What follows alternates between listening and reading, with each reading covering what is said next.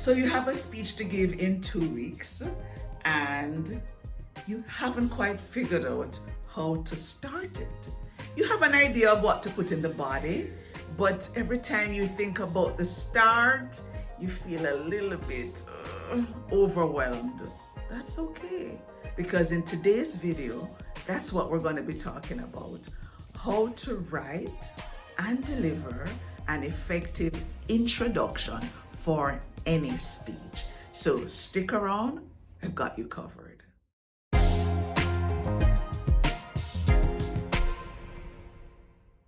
Hello everyone, I'm Tanya. I'm a corporate trainer as well as a college instructor.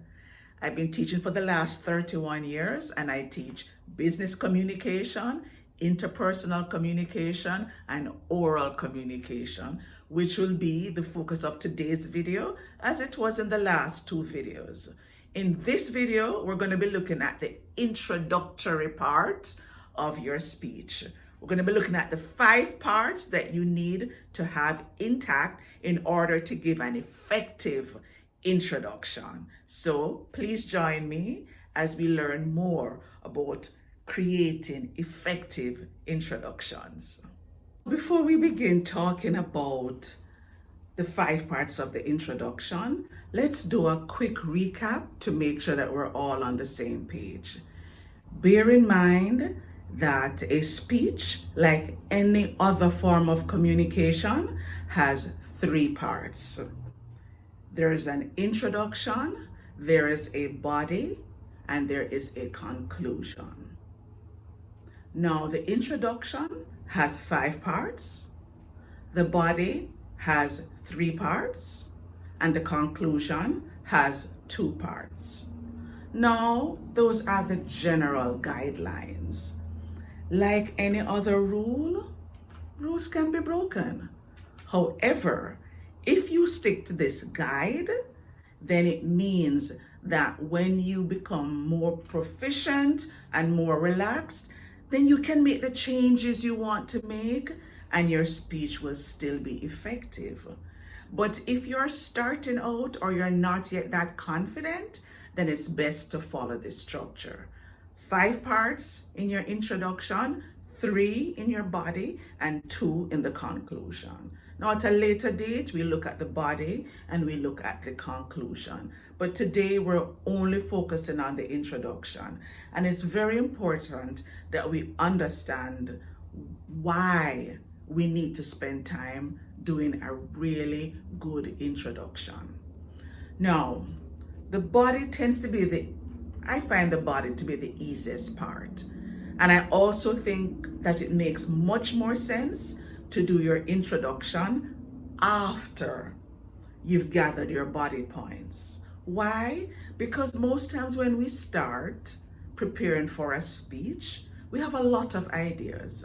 And it takes time for us to hone in on the thing that we really want to talk about.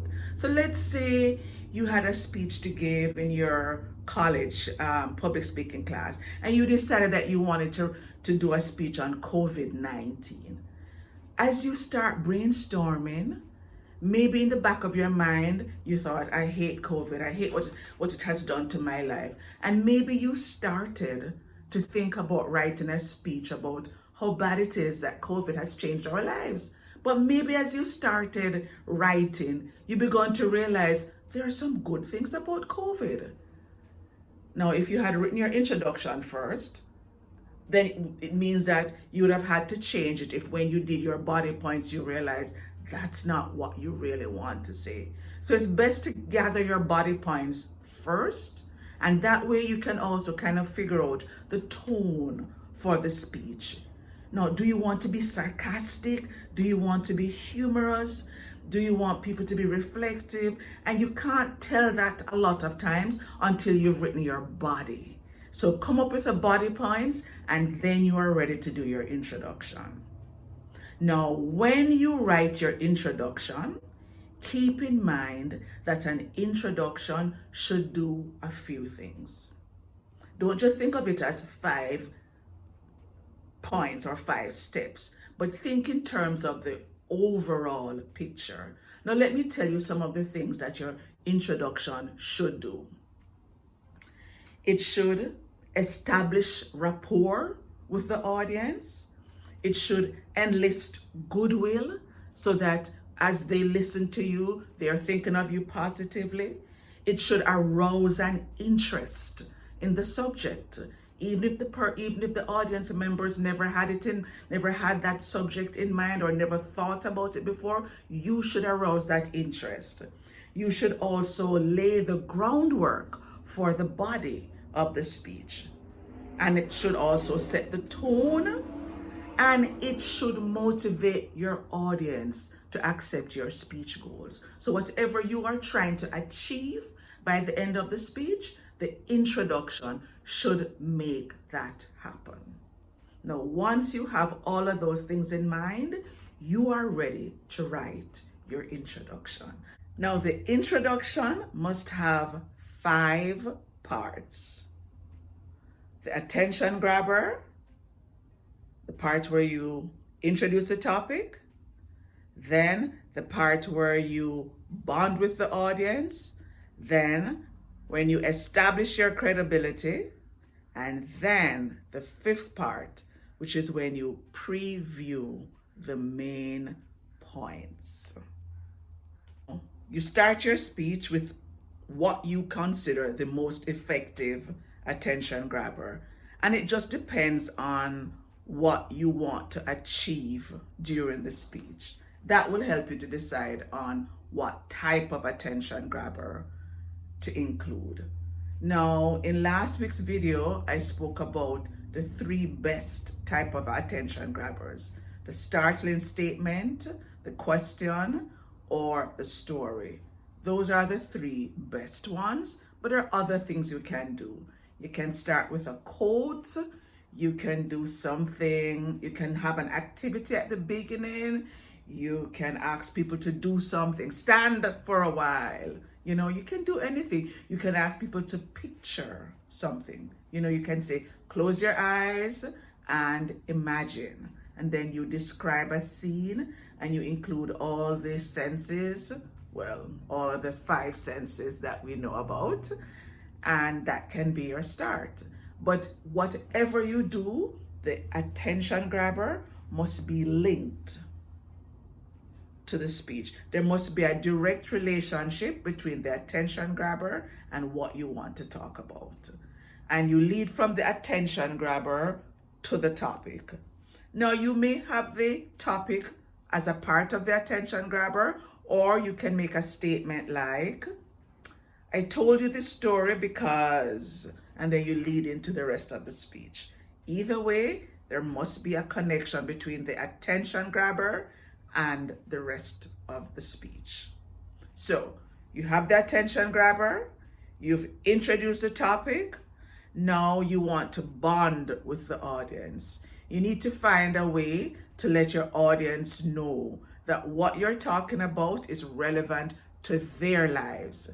And you do this just by telling them. You can say something like, many of you have been in this situation before. Some of you have done this. Some of you would like to know about this. But what you're doing is making them realize, oh yeah, this applies to my life. Sometimes it's obvious. Sometimes it's not as obvious. But what you're going to do is ensure that as many people as you can in your audience, you bring them in and you give them a chance to realize that what you're talking about is applicable to their lives. And then you establish your credibility, which means you make the audience realize that you are the best person to talk about the subject. And how do you do this? By telling them. So you tell them, let's say you wanted to talk about being a lifeguard. Then you would say something like, I've been a lifeguard for the last 3 years. Or let's say I wanted to talk about the value of public speaking. Then I could say, I've been teaching public speaking for the last 20 years. But whatever you choose to say, it must be relevant to the subject. So if I were going to talk about migration, for example, I wouldn't necessarily tell you that I've been a teacher for 31 years because that's not relevant. But maybe if I said something like, I migrated 20 years ago, that makes me credible. That would be enough. So find the element of credibility that would help your audience to realize and to accept your credibility, for them to realize that you are an authority on the subject. And when you've done all of those 4 parts, then you're ready to announce the speech. And that's when you'll say something like, so today I'm going to talk to you about. But you have to announce it at the end. At the end of the introduction, you must announce what you're going to be talking about. So you have to tell people what you plan to tell them. Then in the body, you have to tell them. Then in the conclusion, you have to tell them what you told them. But you have to give them markers along the way.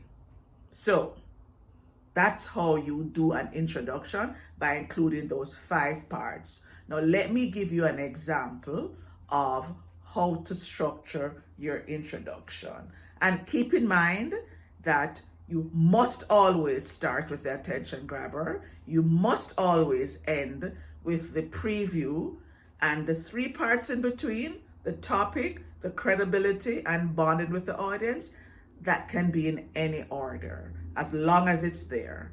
But the attention grabber must be first, and the announcement of your points must be the 5th thing that you do in your introduction.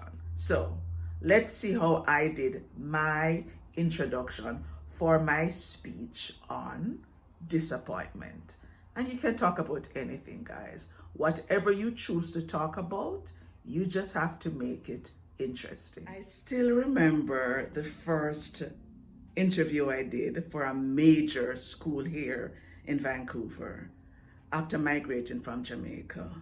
I was working in a small school at that point, but I was waiting for an opportunity to get into the big times, a big school in a university or a college. And I was really, really salivating, waiting for that opportunity. So the day when I sent out my resume and I got the call, I was beyond excited. I prepared all week.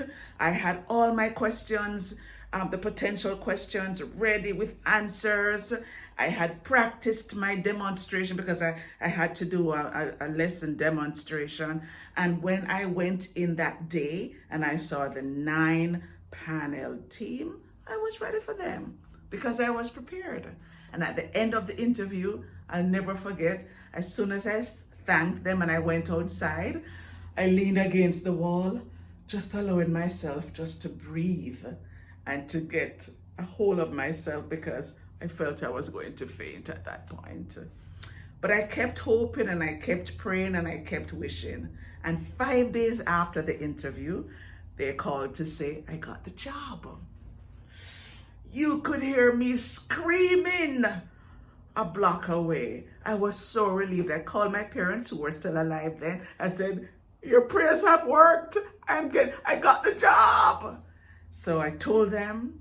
Then I went to my boss for the job I was at, and I resigned. I gave them 2 weeks notice. And then I went shopping because I had visualized myself for so long, stepping into the classroom. I kept going in front of the mirror and practicing. Hello, everyone. My name is Tanya, and I'm here to teach you, blah, blah, blah. Oh, I was stoked. I was ready. And then 2 days before the start of the course, I got a call. This is what it sounded like. Tanya, I'm going to have to withdraw that offer. We're really sorry for the inconvenience we've caused, but we're not going to be able to offer you that job anymore. But you already offered me the job. And the only reason I haven't signed the papers yet is because you said I could wait until the first day of class, and then I could do the paperwork. Well, yes, I am sorry about that. I'm really, really sorry. But you see, the person who had the job before came back for it. And because of the union rules, I have to give it to him. But you offered me the job and I've already resigned from the job I'm at. What am I expected to do? Well, just give me the number for your employer and I'll call them and I'll explain to them and I'll ask them. No, it's okay. It's quite okay. And for days, I was in a daze. I didn't even know that was possible. I didn't know you could get a job offer and then they take it back 2 days before. I was hurt, I was disappointed, and I was depressed. I didn't have a plan B, and I didn't know what I was going to do. Little did I know that was going to be just one of many career disappointments that I had along the way. For 7 years, I was disappointed. I was disappointed because my goal had been to get tenure and to be a full-time instructor at one of the big schools. And for 7 years, it didn't happen. Matter of fact, for 7 years, I taught at 5 different schools. I was adjunct or part-time or sessional or contract, all of the above names. I did that for 7 years. So Monday morning, I was at one university. Monday evening, I was at a different college. Tuesday morning, I was at a different university. Tuesday evening, I was at a different school. Wednesday morning, I was at a college. Wednesday evening, and that went on for 7 years. So I felt that pain and that disappointment for 7 years. Every year, I would start out saying, okay, this year it's gonna happen. And then it didn't happen. Then the next year I said, okay, I think people are gonna retire this year. It's gonna happen this year. And by about the 4th year, I stopped talking about it because there's just so much there are so many times you can talk about what's gonna happen and it not happen and you still feel confident, right? But what I learned along the way was that disappointments are inevitable. They're a part of life. And I know many of you listening to me have faced many disappointments also. Maybe like myself, you went for a job interview and you were sure that you'd get the job because when you saw the nods of the interviewers, you thought, yes, I've got this, and you didn't get it. Or you've been in a job for a few years, you thought you were getting the promotion that you were promised, and yet the person who got the job had less qualifications, less experience, but the manager probably liked that person a little bit more and they got the job. Or maybe you were in a long-term relationship and when you thought that the next step was inevitable, you heard those words that nobody really wants to hear. It's not you, it's me. I think we have to go our separate ways. Or maybe you migrated to a different country or moved to a different city and you had all of these ideals because you heard new place, new start, this is gonna happen, and you had all of these dreams and they came crashing down. And what you were left with in the end was pain, suffering, and disappointment. So along the way, I kept feeling very unfortunate. I kept feeling, why me? Why does it have to be so hard? Why? And I kept thinking, there must be something I'm not doing. There must be a reason why every time I think I've come this close, it doesn't work out. Every time I go for the job interview and I know I've done well and I get positive feedback, I'm offered a contract, not a full-time position. And then I came across a quote by Viktor Frankl the Holocaust survivor and the psychiatrist. And this is what he said. When meaning is given to suffering, it ceases to become suffering. Think about it. When meaning is given to suffering, it ceases to become suffering. And that was a quote that I kept focusing on after about the third year, when I realized that I would just have to wait and one day it would happen. And along the way, I kept reading biographies and I kept listening to people's stories and I kept talking to more and more immigrants because I kept saying, when do we ever get the full-time job? When do we get the permanent job? When will it happen? And one of the things I learned was that the disappointments that we feel are inevitable. Not just because I was an immigrant, but because I was alive. Because that's just a part of living. Inevitably, we are going to feel disappointments on the way to success. So today I'm going to talk to you about the value of disappointments. I'm first going to tell you why it is that we should see setbacks as being a part of the course on the way to success. Then I'm going to tell you about a few people that we admire and talk about these days. And I'm going to show you that on their path to success, they had a ton of disappointments also. And then the third thing I'm going to do is show you a strategy that you can use so that the next time you feel that disappointment, you can reframe the disappointment and you can embrace it and see it as the inevitable part of your life that is going to lead you to the success that you eventually will have. So let me first begin by talking about my first point, which is that setbacks are inevitable. So that was the introduction to my speech on disappointment.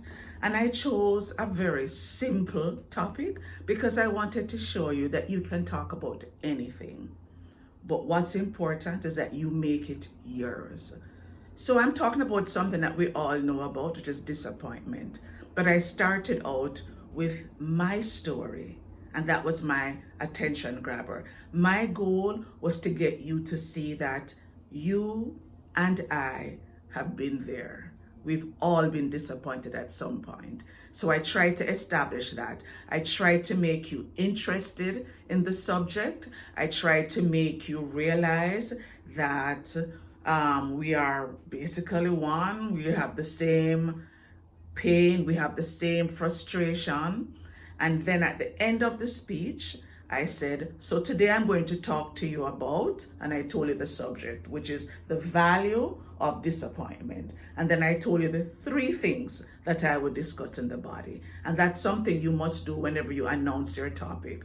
Don't only give us the broad picture, but tell us specifically what you will cover in the body so that your audience knows what to expect. And then when you've told them, pause and then begin with the first point that you mentioned, which is when I said, so let me begin with my first point. You don't have to say first point, but you need to begin with the first thing that you said you would talk about.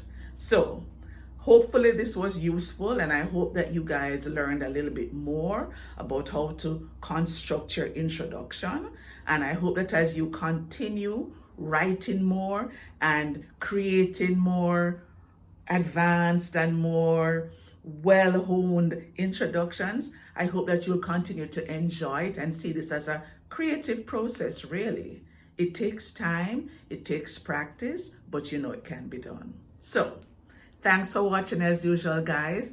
And as usual, I'm going to ask you to like, share, comment on YouTube, and subscribe. I look forward to hearing from you guys. And as usual, let me know any feedback you have, any topics you want discussed, please let me know. just write the comments and I will give it some attention. So thanks again, guys. And until I see you in next week's video, bye for now.